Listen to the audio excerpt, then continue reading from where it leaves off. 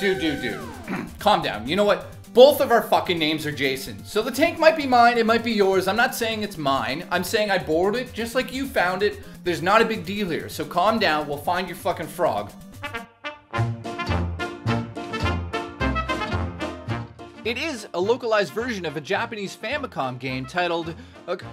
I can't read that. I can't read Japanese, but I do know it is loosely translated into Super Planetary War Records Meta Fight. Here's something funny. The North American version of this game has the worst story in gaming history, yet the Japanese release has such an amazing story. Basically, there's an emperor whose name is Goez, like G-O-E-Z, who has conquered the whole galaxy, and he's decided, I'm gonna go after this planet called Sophia the Third, so I'm gonna just go kill everyone there. But no, there's something special on that planet. They have developed a machine that is an all-purpose tank, and in Japan, it is called the Metal Attacker. That's the name of the fucking tank in Japan. Holy shit, it's amazing. And they get this boy, Kane Gardner, to take the lead. He's gonna take the tank, and he's gonna kick ass. That's what's gonna happen in Japan. Now that is a kick-ass fucking story. I mean, this is insane. Like epic space battles that go into the Earth, and you're like going through these levels and mazes, and you're discovering new areas, and there's all this like amazing technology. The tank is there. Everything is amazing versus... Now hold on to your tights, because this is the story of the North American version of Blaster Master. Yes, are you ready?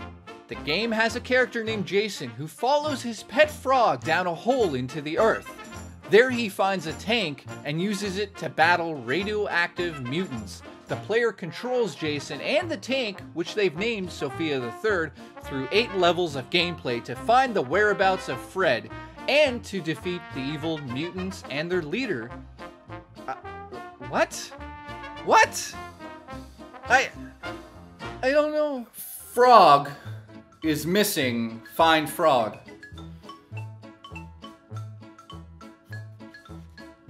Seven out of 10, because that is fucking ridiculously bad. Bad. That's horrible. Horrible, Nintendo. How did you let that by? Blaster Master has 2 modes of gameplay. That's fucking right, 2 modes, and that depends on the situation and location of the player in the game. The first mode is where the player controls Sophia in a 2-dimensional platforming mode. The second mode is where the player controls Jason, and me, while outside of Sophia in either the same 2D platforming that you control with the tank, or in a totally different mode, which is a top-down perspective mode. Gameplay is non-linear, and this means the player must return to earlier levels to advance the story. And this is like where I wanted to smash the fucking controller into bits and pieces. This is crazy. The objective is to complete all 8 levels and destroy the mutants and their boss with various weaponry such as guns, grenades, and special weapons. This is awesome, but really? I'm gonna do all this for a fucking toad named Fred? Wait, he's a frog.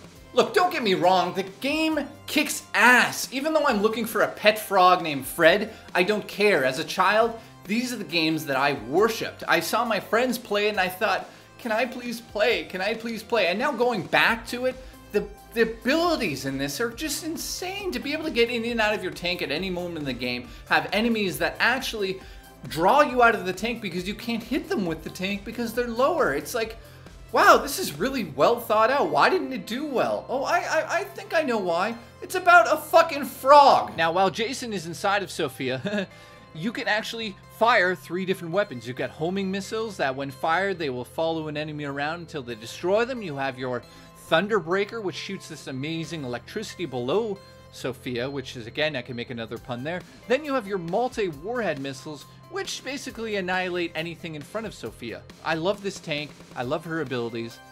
I wish it was real. I feel that this game has it all. I mean, just thinking off the top of my head here, you've got your platforming that you all know and love from every other Nintendo game, and it's inside of a fucking tank. That's amazing. Then the fact is you can get out of Sophia at any point in this game and go exploring.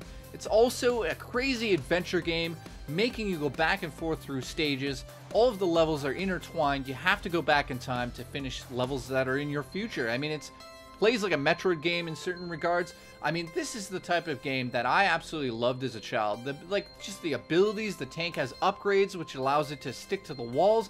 All sorts of things that you have to discover when you play this game. Now, my final challenge here is, how many of you can beat this game? I don't know how many people can do it. I'm being honest here. Can you beat this game? Comment below.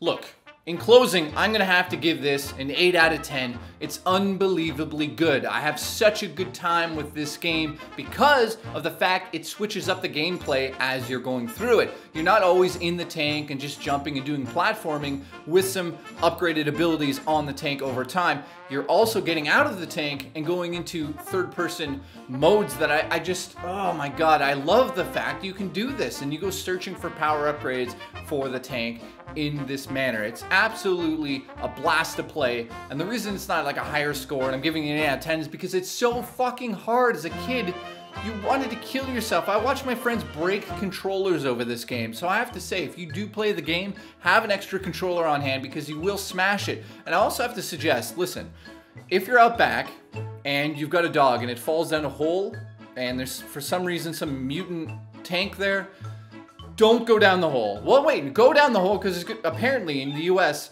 there's going to be a giant tank down there and you're going to just use the tank just to find your dog. So thank you so much for watching this. It means the world to me. I love doing these reviews, and to me they're really about the nostalgia feelings that I get and sharing those with you. So much gratitude is coming out of my heart and pouring into your mouth. You're on your knees, you're taking it like a champion. Thank you for taking my gratitude. I'm out of here. I'm sick and tired of this shit. I'm leaving. Fuck! Going.